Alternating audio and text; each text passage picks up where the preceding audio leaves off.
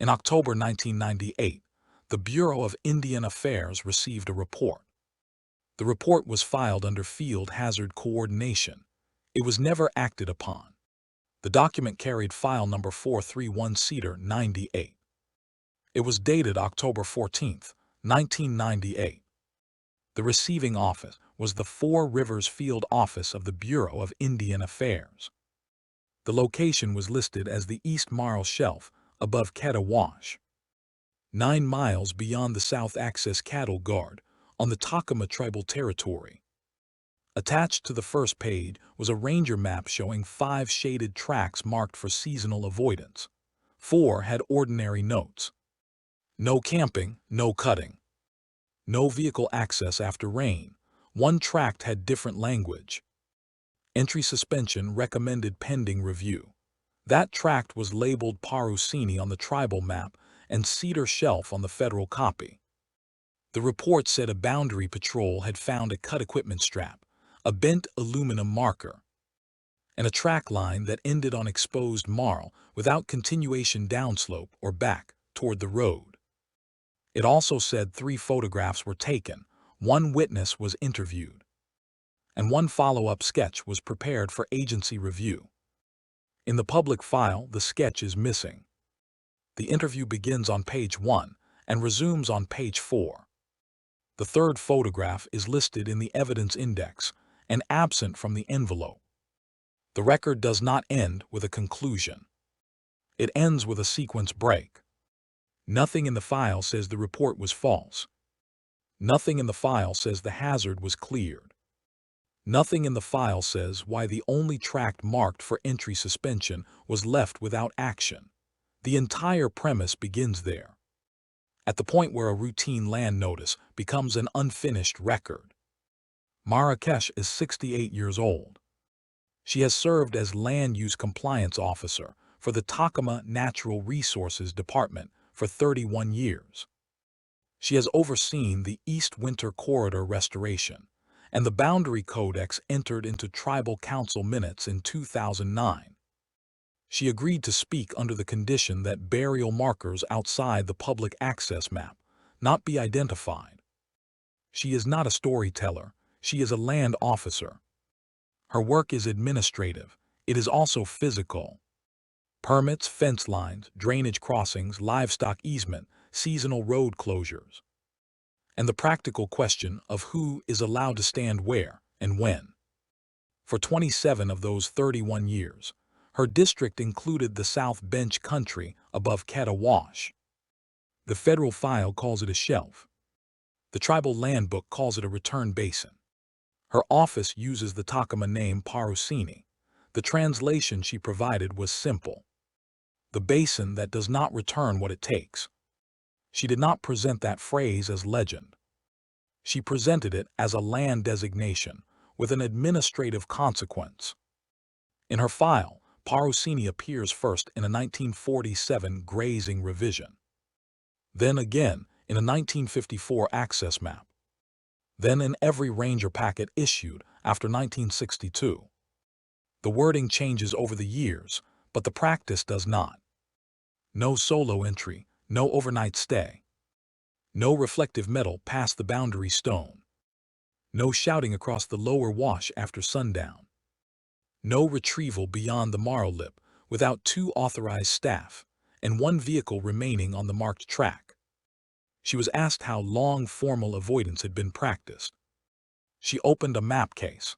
She said the written record begins in the late 1940s. She said the practice is older than the written record. She said the paperwork arrived after the problem had already become repetitive. In her office, the oldest useful file is not ceremonial. It is a maintenance ledger. 2 fence hands were sent to recover posted wire after a monsoon break in August of 1947. The wire was found. 1 spool was a 1/4 mile uphill from the line where it had been left. The men reported boot tracks going in and livestock tracks circling the wash, but no drag marks, no slide, and no obvious route by which the spool had moved. The note at the bottom of the ledger is the first known use of the phrase "avoid the shelf," until council review. No federal agency wrote that line.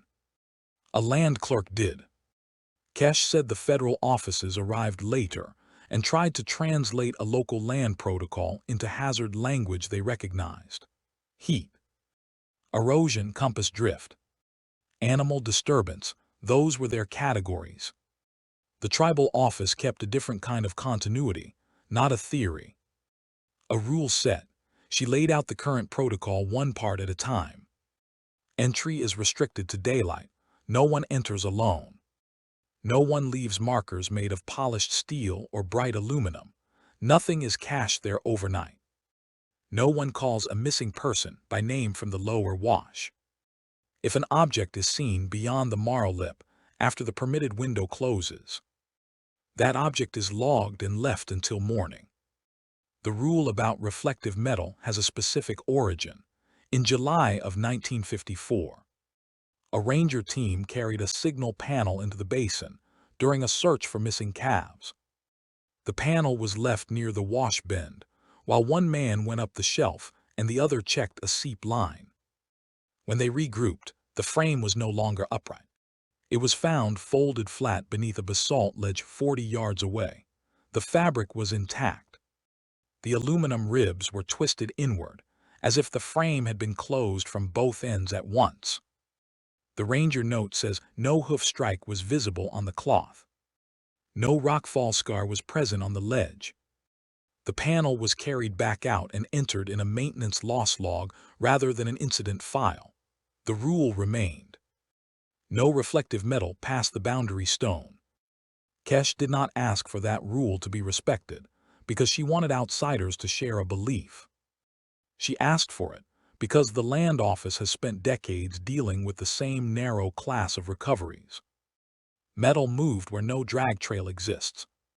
Straps cut without fray. Tracks entering a zone and failing to continue in any useful direction. She said those are the only reasons a practical office makes a rule. Offices do not write restrictions for atmosphere. They write them because field staff return with repeatable problems. She was asked whether the 5 forbidden areas on the ranger warning sheet were separate mysteries or parts of one system. She spread the map flat on the table. She put a finger on each shaded tract. Cinder Pocket, Blue Gap Rim. Lower Crow Bench, Black Needle Wash. Parusini. Then she traced the drainage beneath them, same wash. Same bench line, same marl break. Different access points. She said the map looked like 5 places to visitors because the warning sheet was made for visitors. She said the land office understood it as one restricted bench system with 5 named entries. That distinction matters. The title on the ranger warning implies a list. The files imply a boundary. Kesh has managed hikers, hunters, utility crews, archaeologists, and contractors crossing Takama land. She described most access problems in plain terms. Gates left open, campfires in closed season. Vehicles off track, those produce ordinary paperwork. The bench system above Keta Wash does not produce ordinary paperwork. It produces incomplete paperwork. Missing attachments, downgraded incident categories. Objects entered in maintenance logs because nobody wanted to write a narrative that the form could not absorb. She was asked whether the land had ever been reconsidered for reopening. She looked at the recorder. She said the route had been reviewed. She said the restriction had not changed. She said the reason had not changed either. Then she put it in the plainest administrative language available. The area is not avoided because it is dramatic. It is avoided because records from that ground stop, behaving like records from anywhere else. Daniel Mercer is 44 years old. He has worked as a contract hydrologist in arid watershed surveys for 17 years. He has designed post-fair runoff models adopted by 3 county emergency districts. He agreed to speak under the condition that his former employer not be named. He is not a storyteller, he is a hydrologist. He had no prior connection to Takama land rules, No tribal brief. No local warning beyond a permit map showing restricted access in several drainage pockets. In May of 2018, he was assigned to collect slope and infiltration measurements for a runoff model after a dry lightning burn had altered vegetation on the south bench. The job was narrow. Place temporary range pins. Record grade. Photograph surface crust. Pull the pins. Leave. He entered through the Black Needle wash side because the road there was usable after spring rain. He parked at the sign boundary, walked in with a tripod, a handheld level, a digital camera, 2 stainless steel range pins, flagging tape, and a field notebook. He said the ground looked ordinary. Cracked marl, low sage, basalt scatter, and a shelf that dipped toward Keta wash in a clean, gradual plane. No sinkholes. No active slide scar. No loose talus that would explain large object movement. He selected a station on the east side of the shelf, where surface crust was intact and brush cover was light. The first range pin went in without difficulty. 18 inches of steel, driven to a standard depth. The second was placed 22 feet downslope. He photographed both, shot the angle, measured soil penetration resistance, and moved east to take a series of surface shots. In his notebook, he marked the time at 11:12 in the morning. He then broke a rule he did not know existed.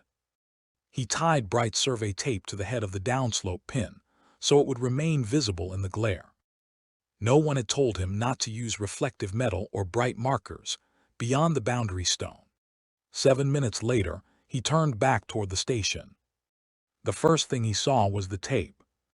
It was no longer on the lower pin. It was caught in a juniper branch upslope and to the north. The second thing he saw was the lower pin itself. It was gone from the hole he had made. The third thing he saw was his tripod. He had left it standing beside the upper pin. It was now on its side, with all 3 legs shortened to the same length, even though the leg clamps were still tight.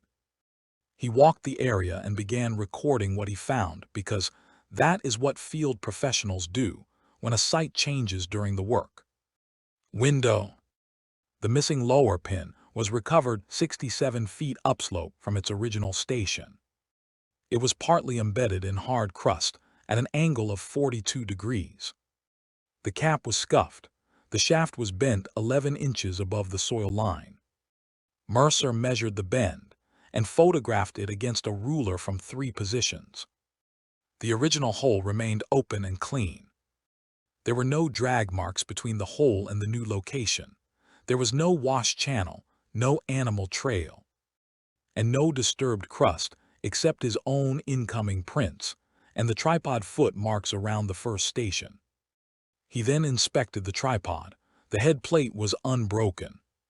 The center column lock was still engaged. The 3-leg collars had been rotated closed, not jarred loose. Mercer demonstrated later that equal shortening of all 3 legs requires deliberate handling. The camera strap attached to the tripod head was cut diagonally through the nylon webbing. It was not torn at the seam. It was cut across the width. The cut edge was clean in the photographs, with no pull fray and no melting. He took 11 photographs in sequence. Frame 1 showed the intact upper station. Frame 2 showed the empty lower hole. Frame 3 showed the tape in the juniper. Frame 4 showed the recovered pin upslope. Frame 5 showed the bend against the ruler. Frame 6 showed the tripod on its side. Frame 7 showed the cut strap. Frame 8 showed his boot track line between the 2 original stations. Frame 9 showed the edge of the marl lip, smooth and unbroken. Frame 10 showed the same lip from 3 feet farther east. Frame 11 showed the notebook page with time and measurements. The track line matters. Mercer entered from the road, crossed the shelf, circled the upper station, moved downslope, then east. His prints are visible in the images. What is not visible is any set of prints corresponding to the relocated pin, the moved tape, or the altered tripod. He said the crust that morning was dry enough to hold edges. His own heel lines were sharp. The tripod feet had left small circular marks. The empty lower pinhole still had a crisp rim. The surface between the original hole and the recovered pin was undisturbed. He did not know the Takama protocol. He did not know he had violated a standing restriction by placing polished steel and bright tape inside the boundary. He only knew the site no longer behaved like a normal survey station. He was asked why he did not file an official incident report. He gave two reasons. The first was contractual. He had crossed into a restricted drainage spur because the approved station line on the map was less specific than the conditions on the ground. A formal report would have stopped the project and exposed an access decision his supervisor had encouraged informally and would not defend formally. The second was practical. He expected the event to be recoded as equipment mishandling. He had seen that happen with lesser discrepancies on county work. If a field anomaly cannot be explained quickly, the burden shifts to the person holding the camera. So he documented it for himself. He kept the notebook. He kept the photographs. He kept the bent pin. He sent a short summary to his supervisor and was told to remove the compromised station from the model and continue elsewhere. He did. Months later, during a permit renewal, a Takama ranger reviewed his work map, saw the bench location, and asked whether any metal had been left past the stone marker. Mercer said no. The ranger asked if any had been moved. Mercer said yes. That was the first time he learned there had been a rule. He was asked what he thought when he later read the older file language. He said the vocabulary was different. He said the measurements were not. The official explanation appears in fragments because no agency ever carried the case to a full finding. A Bureau of Indian Affairs routing memo from November of 1998 describes the Cedar Shelf incident as probable equipment displacement associated with unstable marl crust and heat-affected judgment. An unsigned attachment classifies the interrupted track line as a surface reading problem on hardpan. A later email thread involving a regional geologist mentions localized ironstone as a possible cause of compass inconsistency and field confusion. In 2018, Mercer's altered station was treated in internal correspondence as ordinary survey compromise. Possible causes listed there include downslope creep, ungulate interaction, and user equipment error. The language is careful. It is also narrow. Downslope creep explains objects moving with grade over time. Ungulate interaction explains hoof damage and displaced tape. User error explains missing notes, poor placement, and mistaken recall. Hardpan explains weak impressions and broken track continuity. Heat fatigue explains bad judgment in open terrain. Those categories would be enough if the record matched them. No agency declared the bench an active public hazard. No agency closed the file with a resolved mechanism. No agency wrote that the land protocol should be lifted. The official explanation remained almost reasonable because each part addressed one symptom in isolation, and none addressed the full sequence. The first contradiction is direction. The 1998 report notes an aluminum marker recovered east of its listed placement with no drag trace. Mercer's 2018 pin moved not downslope, which surface creep could support, but upslope, 67 feet, into harder crust at a fixed angle. The ground profile between the original station and the recovery point rises gradually and contains no channel that would carry steel uphill. Kesh produced district contour sheets and Mercer produced his grade notes. Together they establish the same fact. The terrain does not do that by itself. The second contradiction is edge condition. Official language favors fatigue, mishandling, and weathered equipment. The file evidence does not. The 1998 Evidence Index describes a strap section retained with clean diagonal separation. Mercer's photographs show the same kind of diagonal separation on a modern nylon strap that had been installed less than a month before field use.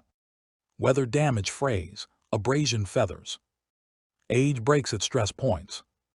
A clean cross-body diagonal on two unrelated straps separated by 2 decades is not the pattern those categories predict.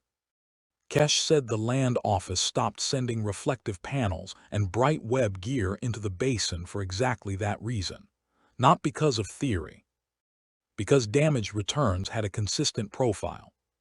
The third contradiction is trace persistence. Hardpan can make tracks faint. It does not make one set of incoming prints remain clear. While every hypothetical movement needed to explain the rest leaves nothing useful behind. In the 1998 note, the patrol reports approach prints, a marker recovery point, and no continuous return trace connecting the two. In Mercer's images, his own prints hold edges. Tripod feet hold circular impressions. The original pinhole holds shape, yet the route by which the lower pin left the station and arrived upslope is empty. If animal traffic caused the change, there should be hooves. If Mercer moved it absent-mindedly, there should be his transfer path. If creep moved it, the crust between points should be broken or scored. None of that appears in the documented record. Kesh added a smaller point that agencies tend to ignore because it sounds minor until it repeats. Objects recovered from the bench are often not merely displaced. They are set down. The folded signal panel from 1954 was beneath a ledge, not scattered below it. The range pin Mercer recovered was partly embedded at a stable angle, not rolled loose on the slope. Maintenance hands in the older ledgers repeatedly use verbs like placed, tucked, and set aside, even when they are trying not to say more than the form permits. Those are not scientific verbs. They are practical verbs used by people describing where they found their equipment. Mercer did not use those verbs at first.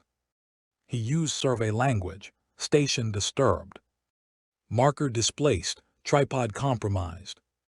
Later, after reviewing the older material, he changed one phrase when speaking about the site. He said the station had not been destroyed.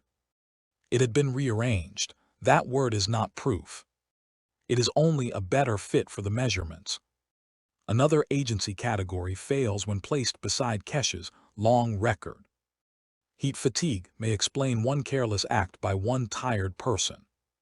It does not explain why the same narrow rules were written, revised, and preserved across decades by staff whose work depended on accurate route management. No office maintains a multi-generation avoidance protocol because of a few dehydrated field crews. Protocol survives because recoveries survive.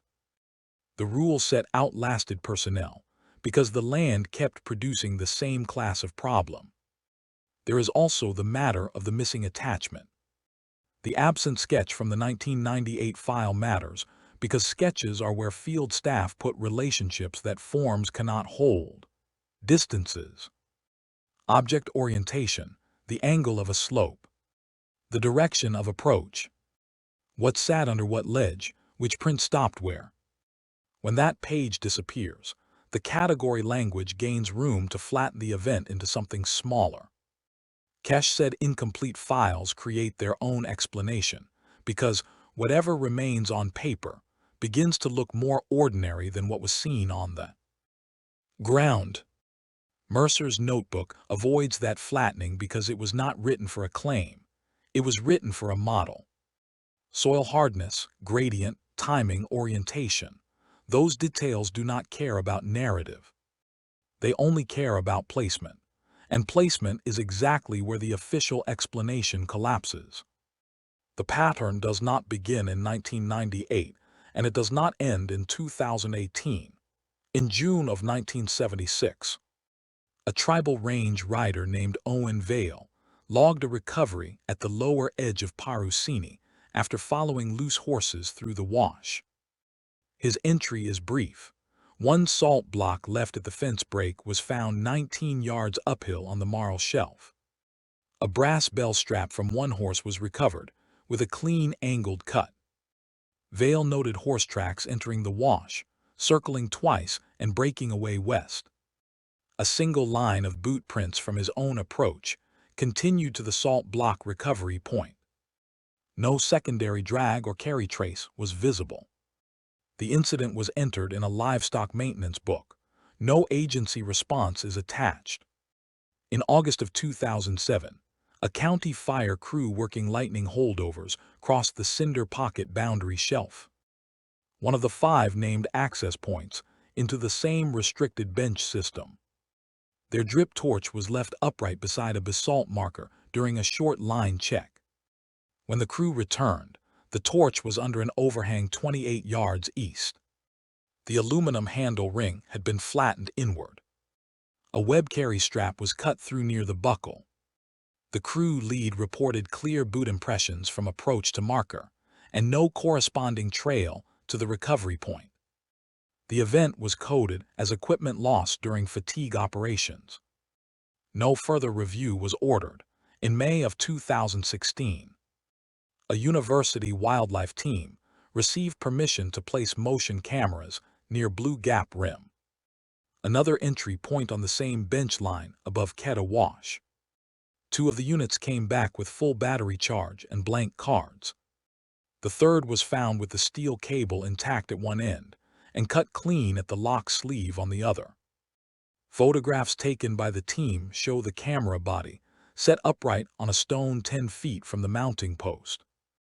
The principal investigator sent an email asking whether there were known access advisories for the rim. The reply told her to avoid the area during future placements and directed further questions to the tribal permit office. No case number was generated. Different year, different personnel. Different purpose, same bench system.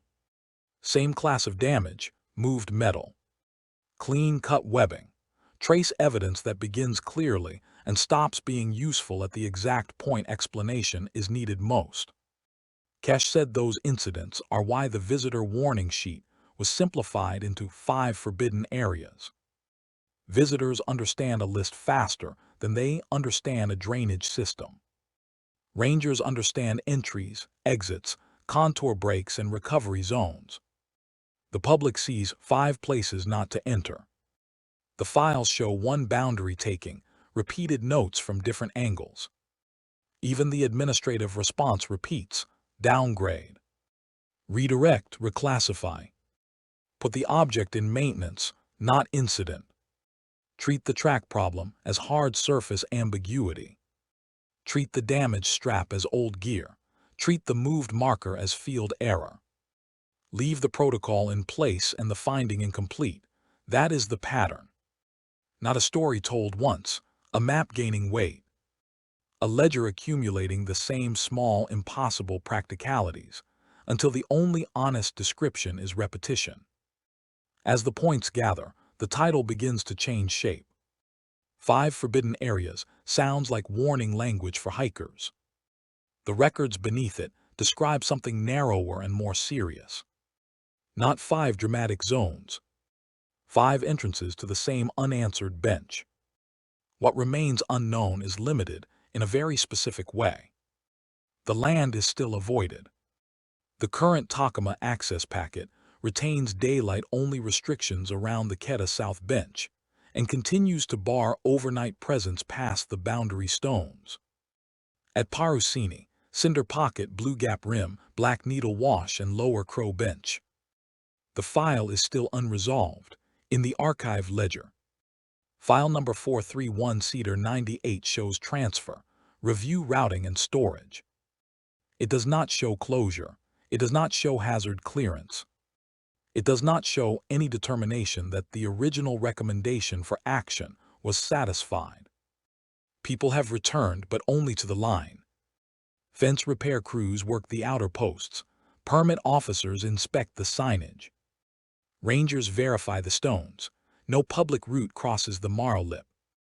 No retrieval protocol allows a lone return after dark. No record reviewed here documents a sanctioned recreational entry beyond the shelf after the most recent map revision. The unknown is not infinite, it is bounded. The evidence stops at a line on the ground and a line in the file. Past that point, the record becomes absence. A missing sketch, a missing photograph, a witness statement that resumes after a gap. A series of objects found moved, folded, cut, or set down where they should not be. Administrative language kept the case orderly. The measurements did not. Marrakesh still manages the rule as a land rule. Daniel Mercer still keeps the bent pin. The ranger warning still makes sense to anyone who only needs a simple instruction. Do not enter. But the unfinished record beneath that instruction remains more precise than the warning sign and less complete than an explanation. Something on that bench has forced practical people into the same narrow behavior for decades. They mark the boundary. They limit entry. They reduce exposure. They log what can be measured. They avoid writing beyond what they can defend. And when the measurements stop making ordinary sense, the file thins out. That is what remains. Not a conclusion, a controlled gap. And one question still sitting exactly where the record breaks. Who removed the missing sketch and third photograph from the file before it went into storage? And what did those pages show beyond the last visible print?